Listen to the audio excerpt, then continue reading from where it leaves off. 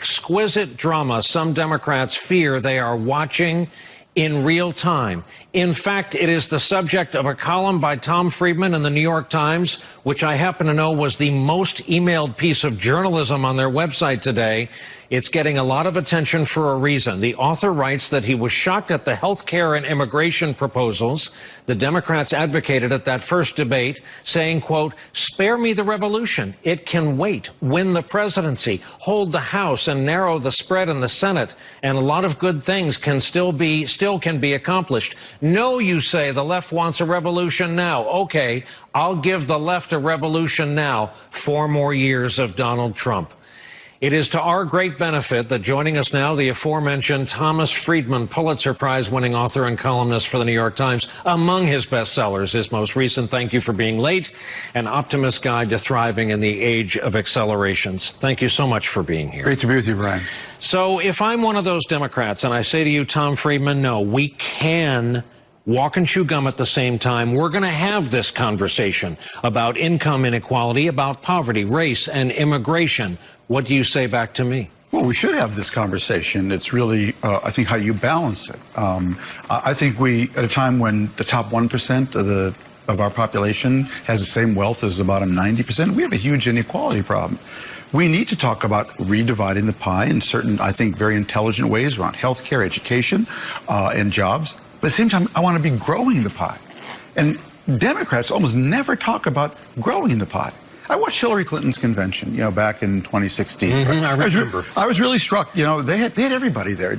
They had blacks, women, minorities, transgender, gay. They had everybody. Okay, and that's wonderful. I celebrate that. There was just one category they didn't have: an entrepreneur, a risk taker, someone who had started a business and grown it. Yes, Michael Bloomberg was there, but he wasn't there to talk about entrepreneurship.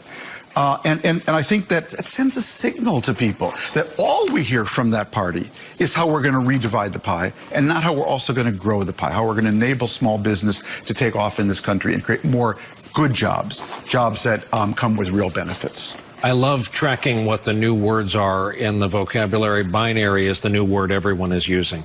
Is your column arguing that the choice is binary? You say you want a revolution? That's one thing. If you want to beat Donald Trump, that is quite another. Yes, I don't buy that at all. What I'm saying is that this column all started with people coming up to me saying, we're going to lose, aren't we? We're in the process Trump's going to win again. Election. And that's what made me sit back and really articulate what I felt when I watched that Democratic debate. I heard a lot of things I agree with. I heard a lot of things I agree with. But I heard things that I was shocked by. The idea that we would decriminalize entry into this country. You can just walk in. Illegal entry. Illegal. I happen to believe you should ring the doorbell when you come to my house or my country. It's a little tick I have, okay? The idea that we're going to give health care to all these undocumented immigrants when we have health demands from Americans like veterans that are really in need. I heard stuff that was just crazy. I'm sorry, to me, crazy, okay? I'm a big pro-immigration fan, but I think we need a high wall with a big gate, okay? I think you got to control the border. Sure, other Americans, you can control your border. And then I'm really pro-immigration for both the high-energy, lower-skilled, and the high-IQ risk-takers. We need both. But there are ways to balance all of these things. But these people were off in a place, Brian, that I think many Democrats were saying, wait a minute, I don't feel that. I can't defend that. And as I looked through the comments on my column today, there are 5,000 of them. I was just struck by so many people saying, yes, that's what I felt that way. That was just too far to the left for me. And if they felt that way, imagine what Republicans were saying. And, this isn't complicated. Democrats won the House in 2018 by getting enough independents, moderate Republicans, and suburban women who had voted for Trump in 2016, who took a flyer on Trump, to cross over and say, no, not this time. And they elected lots of Democrats in Trump districts. Trump won the presidency. The math is very simple, Brian. You need to hold those people in these key districts, swing states, and counties to win the presidency. And to do that, you need a candidate who can speak to those people.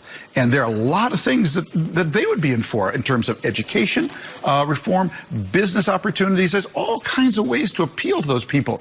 But But don't put yourself in a position where people are going to say, your party wants open borders. Your party, wants to give health care to people who came into this country illegally when we have all these needs of Americans who are here legally. You got any nominees? Did you bring any names with you? I think it's too early, for me. I still want to hear everybody. I find Mayor Pete speaks in a way that I find very compelling. I'll tell you why. One, I like the way he speaks about his faith. I like the way he speaks.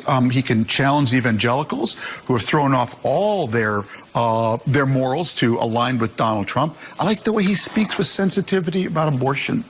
And I like the way he speaks about trade-offs. That is, if you want to have this kind of health care or this kind of, college tuition plan, well, then we've got to have a trade-off over here.